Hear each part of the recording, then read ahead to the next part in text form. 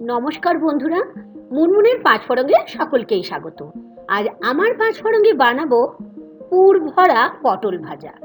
পটল ভাজা তো আমরা সকলেই ভীষণই ভালোবাসি এবং খেয়েও থাকি, কিন্তু কখনো কি পটলের মধ্যে পুর ভরে ভেজেছেন ঠিক এরকম করে? আর ডাল ভাতে তো দারুণ লাগে এই পুর ভরা পটল ভাজা। আসুন শিখে নিই আজকের রেসিপি। আর ভালো লাগলে ছোট্ট করে লাইক দিয়ে অনেক অনেক শেয়ার করে নেওয়ার অনুরোধ থাকলো। আমি এর জন্য পটল নিয়েছি 200 থেকে 250 গ্রামের মতো। প্রথমেই পটলটাকে বেশ ভালো করে ধুয়ে মুছে একটু পরিষ্কার করে নিলাম। তারপরে দেখুন ওপরের খোসাটা আমি এরকমভাবে পিল করে নিচ্ছি, মানে স্ক্র্যাপ করে নিচ্ছি, ঘষে ঘষে যে সবুজ অংশটা থাকে খানিকটা খসখসে জিনিস, সেটা একটু পরিষ্কার করে নিচ্ছি। ঠিক এরকমভাবে সব পটলগুলোকে পরিষ্কার করে দুটো সাইড দেখুন ঠিক এরকমভাবে কেটে নিলাম। আর মাঝ বরাবর আমরা তো জানি কিভাবে পটল ভাজার পটল কাটতে হয়, ঠিক এরকমভাবে কেটে নিলাম। এরকম করে সমস্ত পটলগুলোকে ঠিক লম্বা লম্বি ভাবে কেটে একটা জায়গায় রেখে রেখে আমি কি করছি, এরপর হচ্ছে দেখুন ভীষণই একটা ইম্পর্টেন্ট প্রসিডিওর। একটা আমি চামচ নিয়েছি, আর পটলের মধ্যে যে ভেতরের শাঁসটা থাকে, মানে পটলের বীজ আর যে নরম অংশটা, সেটা দেখুন চামচে করে আমি ঠিক এরকম করে বের করে একটা বাটির মধ্যে পরিষ্কার করে নিয়ে নিচ্ছি। এটা একটু অন্য রকমের পটল ভাজা, হয়তো আপনারা কখনোই খাননি। অবশ্যই এটা করে খেয়ে আমায় বলবেন কেমন লাগলো। দেখুন ঠিক এরকম ভাবে সমস্ত পটলগুলোর থেকে বীজগুলোকে আমি বের করে নিলাম। আর কিছু কাঁচা পাকা লঙ্কা আমি ছোট ছোট করে কেটে দিয়ে দিচ্ছি। ঝালটা অবশ্যই বন্ধুরা আপনারা আপনাদের পছন্দ মতো নিয়ে নেবেন। এখানে পেঁয়াজ নিলাম 2 চামচের মতো। যদি আপনারা পেঁয়াজ না খান, পেঁয়াজ না নিতেও পারেন, এখানে এটা অপশনাল। আর নিয়েছি পনির নিয়েছি 2 চামচ।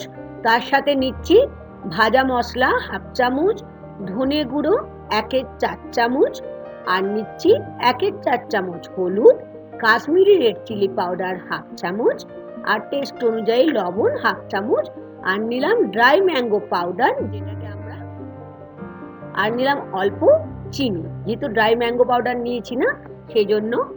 আর আপনারা যদি এখানে পনির না দিতে চান বা যদি না থাকে অসুবিধা নেই, সেদ্ধ আলু অল্প করে মানে 2 চামচের মতো দিতে পারেন। সব কিছু নিয়ে বেশ ভালো করে মিশিয়ে নিলাম। এখন আমি এখানে শুকনো কোকোনাট মানে শুকনো নারকেল দিয়ে দিলাম 1 চামচের মতো। এটাও অপশনাল, বাড়িতে থাকলে দিতে পারেন বা ফ্রেশ কোকোনাটও দিতে পারেন। ভালো করে মেখে নিয়ে এখানে আমি নিয়ে নিচ্ছি বড় চামচে 1 চামচ বেসন, আর 2 চামচের মতো অল্প জল, একদমই জল বেশি দেবেন না।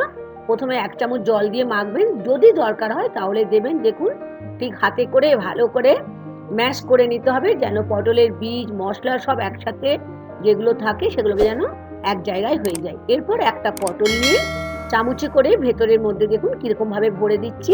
একটু চেপে চেপে দিতে হবে,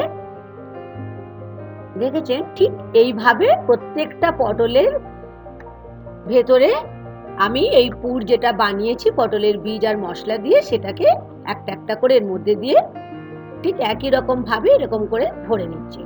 এই পটল ভাজাটা কিন্তু দুর্দান্ত খেতে হয় বন্ধুরা। অবশ্যই একবার বানিয়ে খাবেন আর সকলকে খাওয়াবেন, এবং সকলে কি বলছে আমাকে কিন্তু জানাতে ভুলবেন না। সমস্ত পটলগুলো আমার ফিল করা হয়ে গেল, মানে পুর দিয়ে ভর্তি করে দিলাম। এরপর গ্যাস স্টোভটা জ্বালিয়ে আমি একটা ননস্টিকের ফ্রাই প্যান নিয়ে নিয়েছি। ননস্টিকের ফ্রাই প্যান নিতেও পারেন, সেটা হলে জিনিসটা পুড়বে না। এখানে সর্ষের তেল নিলাম বড় চামচে 2 থেকে 3 চামচ।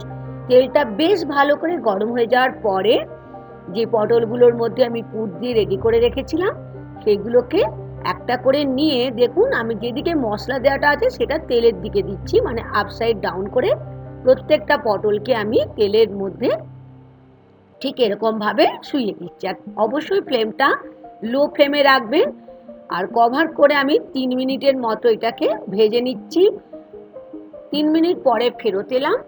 আমি দেখিয়ে দিচ্ছি সাইডগুলো ভাজা হয়েছে কিনা। একটা করে দাঁড়ান, আস্তে করে এটা উল্টাবেন। দেখেছেন কি দারুণ ভাজা হয়ে গেছে? কি লোভ লাগছে না? ডাল ভাতের সঙ্গে কিন্তু দারুণ লাগে।